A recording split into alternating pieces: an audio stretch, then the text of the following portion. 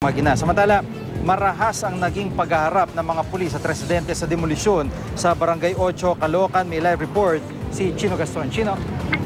Gigi, umulan ng bato, bote at mga panas sa mga pulis Caloocan na tumulong sa ginawang demolisyon sa Barangay 8 sa Caloocan City kaninang umaga.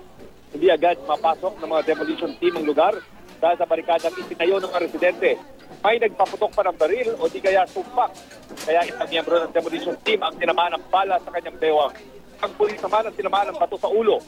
Ilang residente naman ang nasabing nasugatan din dahil sa marahas na pagsalakay dito ng mga demolition team at mga miyembro ng SWAT. Sinubukang habulin ng mga pulis ang taong di umano'y nagpaputok ng baril pero hindi na ito inabutan ng mga responding tauhan ng Caloocan SWAT.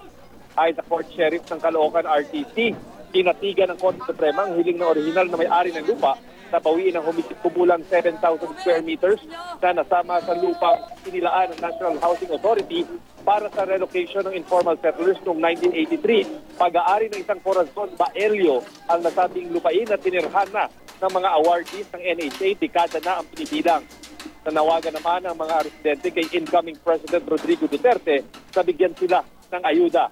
Wala naman daw kasing relokasyon na inialok sa kanila kaya illegal ang demolisyon.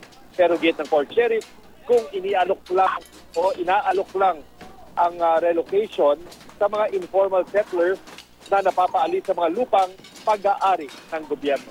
Kaya ang latest mula rito sa Caloocan, balik sa iyo, Jiggy. Maraming salamat, Chino Gaston.